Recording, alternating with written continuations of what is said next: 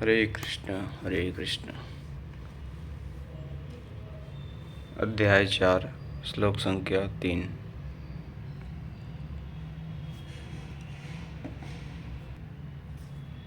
स एवायं मया तेज्ञं योग्य प्रोक्तः पुरातन भक्तोऽसि मे सखा चेति रहस्यं हेतुदुत्तमम्। वही यह पुरातन योग अब मैंने तेरे लिए वर्णन किया है, क्योंकि तू मेरा भक्त और सखा है, और यह योग उत्तम रहस्यपूर्ण है।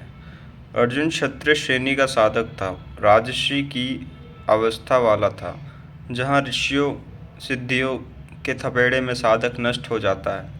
इस काल में भी योग कल्याण की मुद्रा में ही है, किंतु प्रायः साधक यहाँ पहुंचकर लड़खड़ा जाते हैं। ऐसा अविनाशी किंतु रहस्यमय योग श्री कृष्ण ने अर्जुन से कहा, क्योंकि नष्ट होने वाले की अवस्था में अर्जुन था ही। क्यों कहा? इसलिए कि तू मेरा भक्त है, अन्य भाव से मेरे आश्रित है, प्रिय है, सखा है। जिस परमात्मा की हमें चाह है, वह सद्गुरु परमात्मा से अभिन्न होकर जब निर्देशन देने लगे, तभी वास्तविक भजन आरंभ होता है। यहाँ प्रेरक की अवस्था में परमात्मा और सद्गुरु एक दूसरे के पर्याय हैं। जिस सतह पर हम खड़े हैं, उसी स्तर पर जब स्वयं प्रभु हृदय में उतर आएं, रोकथाम करने लगे, डगमगाने पर संभालें, तभी मन वश में हो पाता है। तुलसीदास जी कहते हैं, मन बसी होय तब ही जब प्रेरक प्रभु बरजई।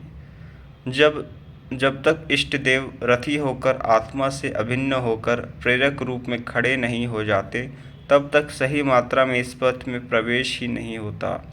वह साधक प्रत्याशी अवश्य है, लेकिन भजन उसके पास कहाँ। पूज्य देव भगवान कहा करते थे, हो हम कई बार नष्ट होते होते बच गए, भगवान ने ही बचा लिया। भगवान ने ऐसे समझाया, यह कहा। हमने पूछा, महाराज जी, क्या भगवान भी बोलते हैं, बातचीत करते हैं? वे बोले, हाँ हो। भगवान ऐसे बतियावत हैं जैसे हम तुम बतियाई, घंटों बतियाई और क्रम न टूटे। हमें उदासी हुई और आश्चर्य भी कि भगवान कैसे बोलते होंगे। यह तो बड़ी नई बात है। कुछ देर बाद महाराज जी बोले, काहे घबरात हो, तोहू से बतियाई। अक्षरशः सत्य था उनका कथन, और यही सख्य भाव सखा की तरह वे निराकरण करते रहे, तभी इष्ट नष्ट होने वाली स्थिति से साधक पार हो पाता है।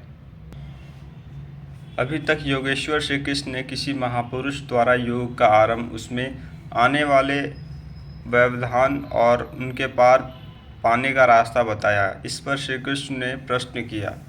अर्जुन उवाच, अपरम भवतो जन्म परम जन्म व्यवस्थता कथमेत जीवन्याम त्वमाद्रोपोक्तिवानिति।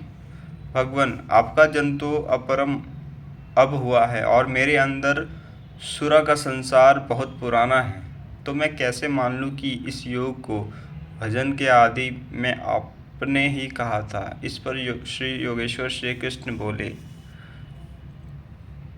आगे के श्लोक हम अगले भाग में पढ़ेंगे। धन्यवाद।